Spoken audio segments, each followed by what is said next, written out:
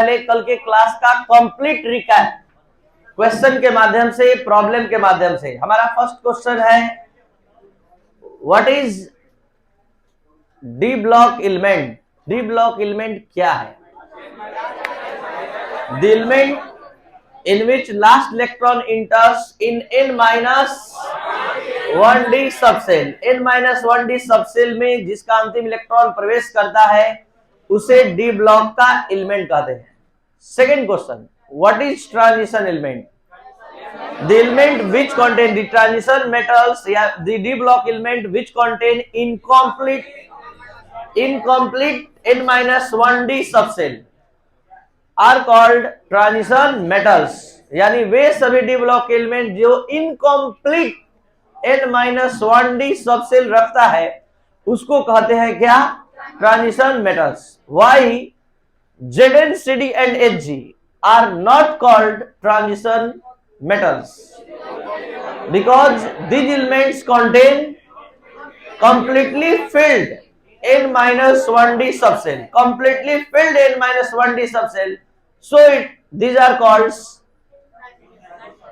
non-transition metals। मतलब these are not called transition metals। समझ में आ रहा है?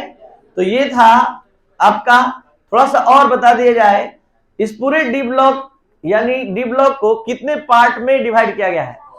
4 पार्ट में। First transition series, second, third और फोर्थ। फर्स्ट ट्रांजिशन सीरीज का नेम, सेकेंड ट्रांजिशन सीरीज का नेम, थर्ड ट्रांजिशन सीरीज और फोर्थ ट्रांजिशन सीरीज। तो इस पूरे डी ब्लॉक के एलिमेंट का जनरल आउटर कॉन्फ़िगरेशन जो है इस पूरे डी ब्लॉक के एलिमेंट का n-1d 1 to 10, ns 0 और 1 और 2। शुरू होता है आज का क्लास। ध्यान दिया जाए, आज का क्लास स्टार्ट करने से पहले बहुत सारा बेसिक जानकारी चाहिए इलेक्ट्रॉनिक कॉन्फ़िगरेशन का। आज के टॉपिक का नेम है मेल्टिंग एंड बॉइलिंग पॉइंट। इस टॉपिक का संबंध इलेक्ट्रॉनिक कॉन्फ़िगरेशन से है। तो कंप्लीट इलेक्ट्रॉनिक कॉन्फ़िगरेशन का यहां फर्स्ट ट्रांजिशन सीरीज का एक्सप्लेनेशन करना होगा, और उससे भी पहले कुछ भी अगर रूल है जो इलेक्ट्रॉनिक कॉन्फ़िगरेशन के रिगार्डिंग आप सभी स्टूडेंट को आना चाहिए, क्योंकि आगे आने वाला एटॉमिक साइज का क्लास, वेरिएबल ऑक्सीडेशन स्टेट का क्लास, मैग्नेटिक प्रॉपर्टी का क्लास, कलर प्रॉपर्टी का क्लास, सारा खेल अनपेयर्ड इलेक्ट्रॉन पर है और उसके कॉन्फ़िगरेशन से रिलेटेड है। सब कुछ एक्सप्लेन किया जाएगा उसके कॉन्फ़िगरेशन से। तो हम जैसे ही किसी एलिमेंट का नाम केवल बोलेंगे, सिंबल बोलेंगे, तुरंत उसका आउटर कॉन्फ़िगरेशन दिमाग में आना चाहिए, नंबर ऑफ अनपेयर्ड इलेक्ट्रॉन दिमाग में आना चाहिए, तो आप उसके कोवैलेंट कैरेक्टर और भी सारे प्रॉपर्टी को समझ पाएंगे। एकदम जीरो लेवल से जाकर क्लास दे रहे आप सभी स्टूडेंट, थोड़ा सा ध्यान देकर देखिए, बहुत मन लगेगा। और क्लास से निकलते निकलते आपसे एकदम डिफरेंट क्वेश्चन पूछा जाएगा और आप उस क्वेश्चन को भी बताने के लायक होंगे बिना हमारे कुछ बताए, और ये क्षमता देगा ये क्लास। देखिए, ध्यान दीजिए पीछे। स्कैंडियम का कॉन्फ़िगरेशन एटॉमिक नंबर 21 होता है, और 21 के अनुसार configuration 1s2, 2s2, 2p6, 3s2, 3p6, 4s2, 3d1। आप सभी स्टूडेंट कम से कम इतना जरूर जाने कि यहां पर जो ये कॉन्फ़िगरेशन लिखा गया है ये n+l रूल पर बेस्ड है। ये n+l रूल किसके द्वारा दिया गया? अबाव प्रिंसिपल के द्वारा। और ये n+l क्या होता है? जैसे 1s के लिए n+l का मान हम आपके सामने निकालना चाहते हैं तो n तो ये ऑर्बिट नंबर होता है, जो 1 का 1 है वही n का वैल्यू है। l का वैल्यू जिस स्टूडेंट को नहीं आता है अपना नॉलेज कंप्लीट कर लीजिए। l बराबर 0 s के लिए, l बराबर 1 p के लिए, l बराबर 2 d के लिए और l बराबर 3 f के लिए, f सबसेल के लिए होता है। तो यहाँ कौन सा सबसेल है? तो l का मान कितना लाएंगे आप? तो n का मान 1 इसको देखकर लिखा जाता है और इसको देखकर l का मान 0। पूरा कितना आया? अब आइए 2s के लिए n प्लस l का मान 2 प्लस 0 देखते जाइएगा। यहाँ टोटल n प्लस l का वैल्यू 1 आया है, यहाँ 2 आया है।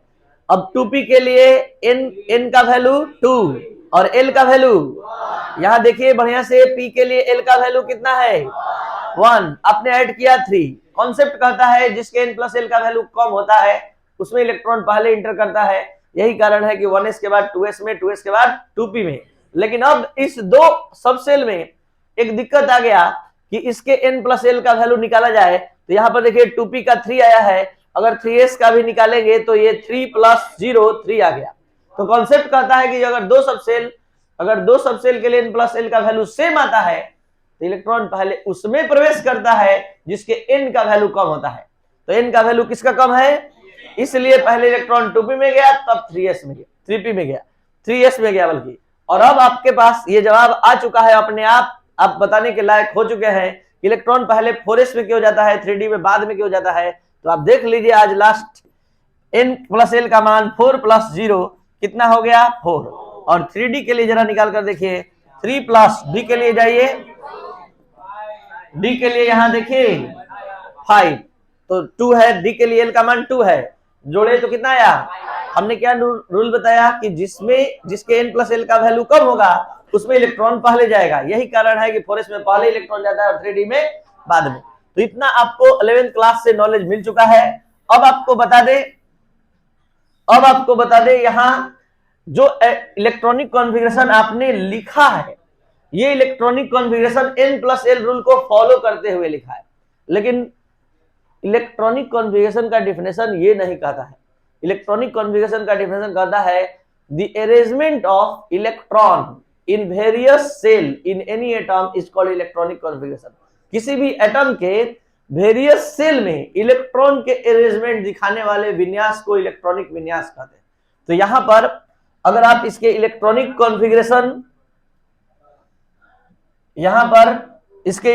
कॉन्फ़िगरेशन को एटॉमिक स्ट्रक्चर के माध्यम से अगर आप दिखाना चाहते हैं तो ये कंप्लीट कॉन्फ़िगरेशन अब आप देख सकते हैं।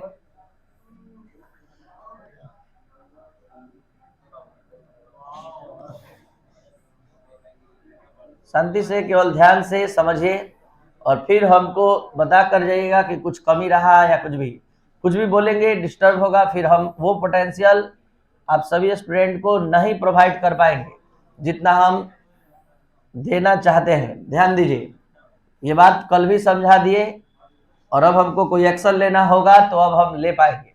ध्यान दीजिए, ये पूरा कॉन्फ़िगरेशन इस पर फिट होने जा रहा है। ये पूरा स्कैंडियम का, ये है फर्स्ट ऑर्बिट, ये सेकंड, ये थर्ड, ये फोर्थ। यहां हम इस कंप्लीट कॉन्फ़िगरेशन को इस पर हम फिट कर रहे हैं स्कैंडियम के कॉन्फ़िगरेशन को 2s2 2p6, यहाँ 3s2 3p6 3d1 4s2। हम क्या दिखाना चाहते हैं कि देखिए 3d बाद में आ रहा था, वहां स्ट्रक्चर में देखने से पर लग रहा है पहले आ गया, एटॉमिक स्ट्रक्चर में पहले आ गया। तो सच्चाई ये है कि इलेक्ट्रॉनिक कॉन्फ़िगरेशन जब आप 20 एटॉमिक नंबर के बाद के एलिमेंट का लिखते हैं तो आप 2 बार लिखिए। पहला n प्लस l रूल पर जो आप अबाउ प्रिंसिपल को फॉलो करते हुए लिख रहे हैं, देख पा रहे हैं, और दूसरा इस एटॉमिक स्ट्रक्चर पर बेस्ड आप जैसा कॉन्फ़िगरेशन आप देख रहे हैं वैसा, मतलब एक लाइन का नियम है कि 1 वाला एक साथ, 2 वाला एक साथ, 3 वाला एक साथ, यही ना लिख पाएंगे। First orbit 1s, second orbit 2s 2p, third orbit 3s 3p 3d, fourth orbit 4s। तो इस सबको एक साथ 1s 2s सबको एक साथ लिखवाना है। तो 1s2 2p6 3s2 3p6, यहां आ गया 3d1 4s2। और अब हम आप सभी स्टूडेंट से पूरे फर्स्ट ट्रांजिशन सीरीज का कॉन्फ़िगरेशन का उम्मीद कर रहे हैं कि आप लिखवा सकते हैं। थोड़ा सा यहां देख लिया जाए, थोड़ा सा और देख लिया जाए। देखिए यहां से यहां तक के लिए हम क्या लिखेंगे, शॉर्टकट आर्गन 18 इलेक्ट्रॉन को रिप्रेजेंट कर रहा है और 3d1 4s2। आप इसी का फॉलो करते हुए यहां पर सबका लिखवाएंगे। मत बोलिए, जब पूछा जाए तो आप जवाब देंगे तो ज्यादा बेहतर और आपका मान सम्मान भी बना रहेगा। देखिए बोलिए जल्दी से, argon 3d1, argon 3d14s2, scandium के बाद टाइटेनियम। थोड़ा सा आर्गन को अब रहने दीजिए, केवल बस 3d वाला बोलिए, 3d2 4s2। क्या आप समझ पा रहे हैं? 3d3। अब यहां क्रोमियम 3d4 4s2, और ये पूरा पूरा गलत है। सबको ये आना चाहिए कि यह गलत क्यों है। कॉपर के पास जाएंगे तो 3d10 होता है 4s1, क्यों होता है? आज ये जवाब अपना ले लीजिए ताकि आप में कोई कमी ना रहे, क्योंकि आगे फुल डिस्कशन कलर प्रॉपर्टी और मैग्नेटिक प्रॉपर्टी, हर एक प्रॉपर्टी में इसका जरूरत है, और ये कमी रहेगा तो वहां आप रुकेंगे, फंसेंगे, और हम नहीं चाहते कि आप वहां भी थोड़ा सा भी आपका दिमाग समझने में रुक जाए। इसलिए आइए फिर से रिटर्न इस पर ले आइए क्रोमियम के कॉन्फ़िगरेशन को। यहां पर आ गया 3d4, यहां आ गया 4s2। यही क्रोमियम का कॉन्फ़िगरेशन है और जो गलत है। अब गलत क्यों है इसके लिए एक रूल जानिए। एक रूल होता है half fill fulfill rule. Half fill fulfill rule क्या है? ध्यान दीजिए, इस सब सेल में 2 इलेक्ट्रॉन होता है, पी में, डी में, एफ में। ये फुलफिल्ड कॉन्फ़िगरेशन है इसका। अब इसका हाफ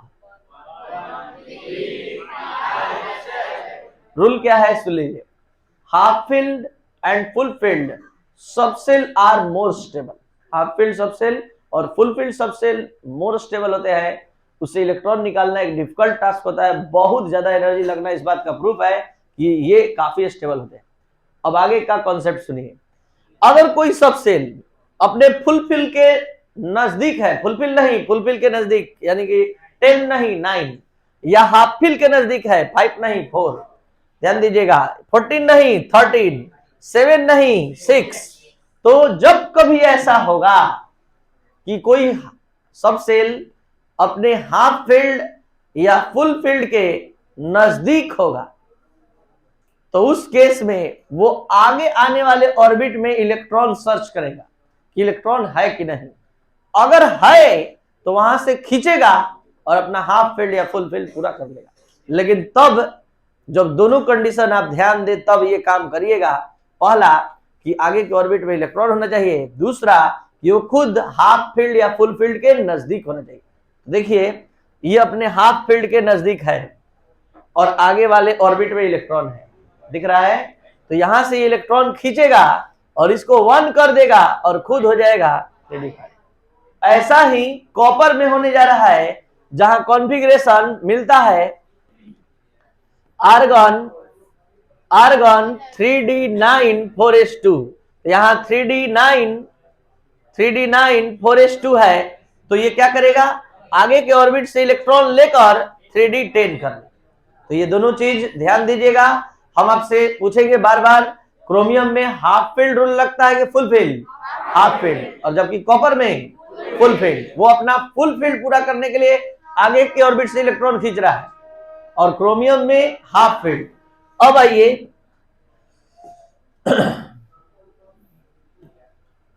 चलिए, तो यहां पर सही सही लिखवा दीजिए आप, क्योंकि आपको नॉलेज हो गया। 3d5 4s1। क्रोमियम के बाद मैग्नीज। मैग्नीज क्या हो जाएगा? 3d5 ही रहेगा, पहले 4s पूरा फुल होता है। तब iron 3d6 4s2, cobalt 3d7 4s2, nickel 3d8 4s2, copper 3d10 और जिंक 3d10 4s2। अब जरा सा आपका मेन टॉपिक अब स्टार्ट होने जा रहा है, जिसका main concept valence electron, sorry unpaired electron पर है। तो अनपेयर्ड इलेक्ट्रॉन हमको सारे इस सीरीज में जो जो एलिमेंट है सबका कॉन्फ़िगरेशन चेक करके अनपेयर्ड इलेक्ट्रॉन बताना है। तो यहां पर आउटर ऑर्बिट में 2 सबसेल आए हैं, एक डी का, ये भी जान लीजिए अलग से, जल्दी जल्दी बताइए। एस में टोटल इलेक्ट्रॉन 2 होता है और ऑर्बिटल 1 होता है। पी में 6 होता है और ऑर्बिटल, डी में 10 ऑर्बिटल 5, और एफ में 14 ऑर्बिटल आप सभी स्टूडेंट इसको कैसे याद रखेंगे, क्योंकि एक ऑर्बिटल में 2 इलेक्ट्रॉन, एक ऑर्बिटल में कितना,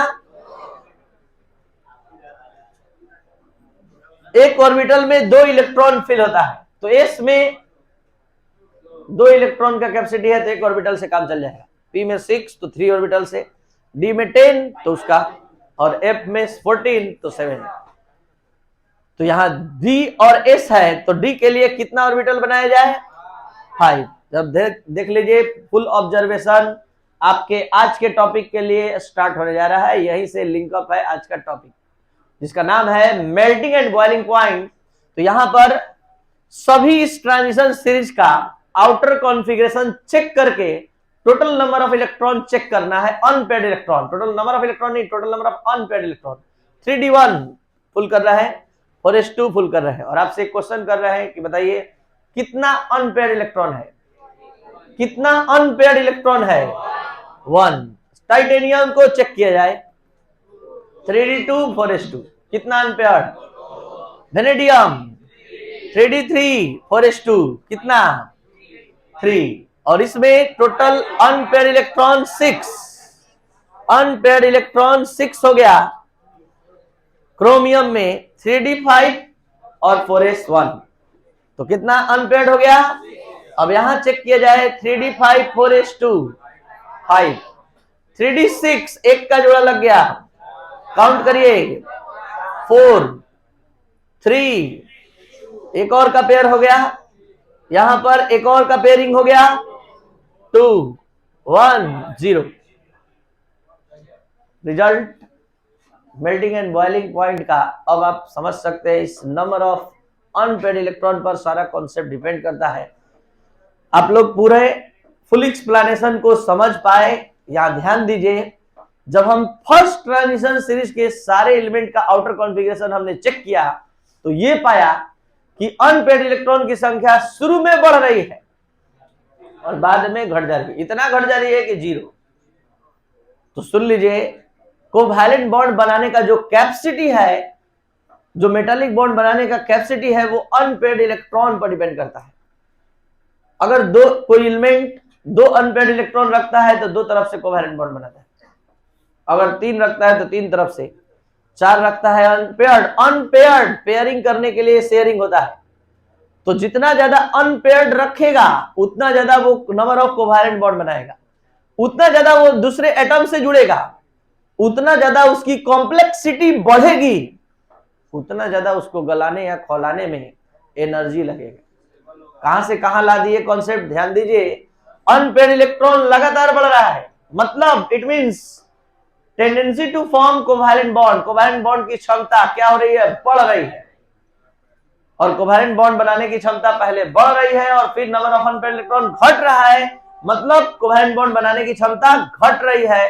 तो melting and boiling point first increase होगा फिर डिक्रीज होगा। आज तक किसी प्रॉपर्टी को आप याद किए हैं कि टॉप टू बॉटम जाते हैं इंक्रीज होता है डिक्रीज होता है, लेफ्ट टू राइट पीरियड में जानते हैं कि इंक्रीज होता है या डिक्रीज होता है। यहां पर देखिए एक फर्स्ट 5 एलिमेंट में एक्सेप्शन के साथ क्या हो रहा है, पहले इंक्रीज और फिर डिक्रीज।